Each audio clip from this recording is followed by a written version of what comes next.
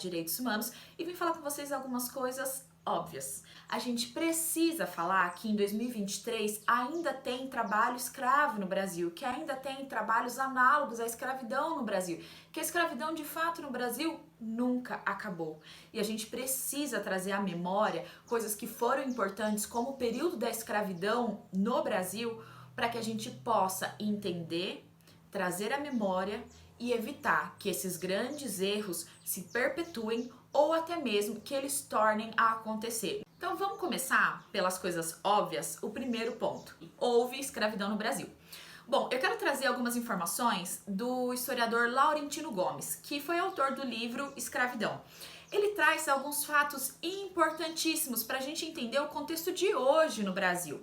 A gente sabe que em 1850 teve a Lei Eusébio de Queiroz, que proibiu o tráfico negreiro. No entanto, a Lei Áurea, que aboliu de fato a escravidão, ela só foi promulgada em 1888. Percebam que tem um lapso temporal aí, tem um período de 1850, que foi proibido o tráfico negreiro, e até 1888, que de fato houve a abolição da escravidão. E vamos abrir um parênteses aqui.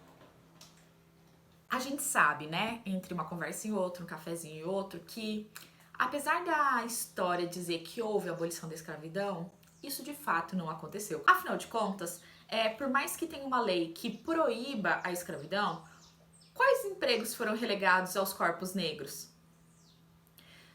Os bairros que foram apartados para os negros morarem, como eles conseguiam sobreviver? Essa pergunta que eu fiz não fica retida somente nesse período. A gente precisa fazer essa reflexão.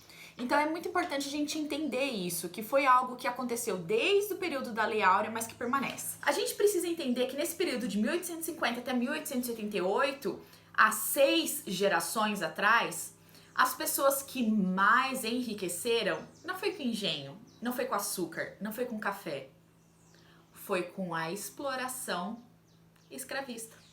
Porque em 1850 foi proibido o tráfico negreiro, em 1888 foi proibida a escravidão, né? Houve a abolição da escravidão. Mas e nessa lacuna? Nessa lacuna, grande parte da elite brasileira de hoje são 6 gerações depois da população que explorou o tráfico humano.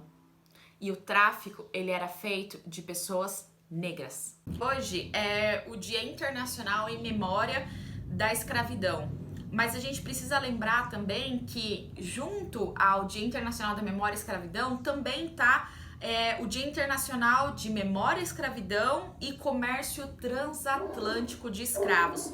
O Laurentino Gomes, historiador, ele também disse que durante esse período de tráfico negreiro, de exploração de mão de obra escrava, de pessoas negras trazidas da África, foi tão intenso que foi capaz de mudar o fluxo de cardumes de tubarão.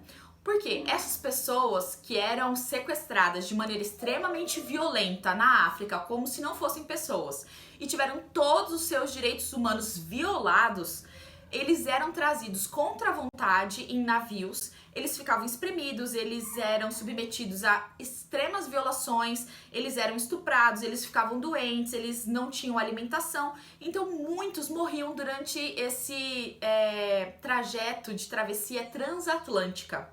E os corpos que ficavam ali no navio, eles eram jogados ao mar.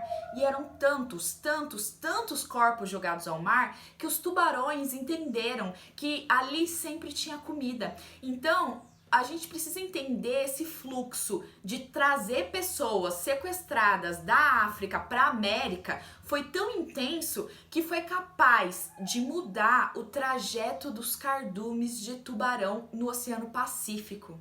E esse período em que essas pessoas sequestradas estavam nos navios fazendo essa travessia transatlântica, surgiu um termo que tem muitos significados, muitos sentidos, mas o historiador André Pinheiro foi fazer uma busca etimológica na palavra para tentar entender o que de fato ela significa. E a palavra calunga, que é proveniente da cultura banto, ela tem vários significados, mas o que predomina é o sentido de jornada, travessia, oceano e cemitério. Perceba que é muito pesado, né? O que tem de semelhança? Qual ligação poderia ter? Essa travessia era uma travessia de morte. E durante essa travessia, por isso a gente vai entender jornada, oceano e cemitério. É uma travessia de morte. Muitos morriam pelo caminho. E muita gente morreu de banzo. Banzo foi considerado uma tristeza profunda que fez com que muita gente morresse ou cometesse suicídio. Então, agora falando algumas coisas que já são óbvias, a gente sabe que, de fato, ocorreu o período de escravidão no Brasil. A gente sabe que a grande elite brasileira hoje foi a elite que se enriqueceu através da escravidão e da exploração escravagista que foram mais ou menos 6 gerações atrás. E a gente sabe como foi feito isso. Foi através da desumanização dos corpos negros, das pessoas trazidas da África para a América. Mas a gente precisa entender que a data de hoje, o Dia Internacional em Memória da Escravidão e também do comércio transatlântico de pessoas escravas, é importante para que a gente não repita esses erros. Muitas pessoas, principalmente pessoas negras, ainda se encontram em trabalhos análogos à escravidão. Ainda se encontram em trabalhos escravos. A gente precisa entender que não cabe mais trabalho escravo na sociedade onde a gente mora. A vida dessas pessoas foi roubada. Não tem indenização que vai trazer de volta esses anos. Não tem indenização que vai restaurar essa alma de todos os traumas que ela carrega.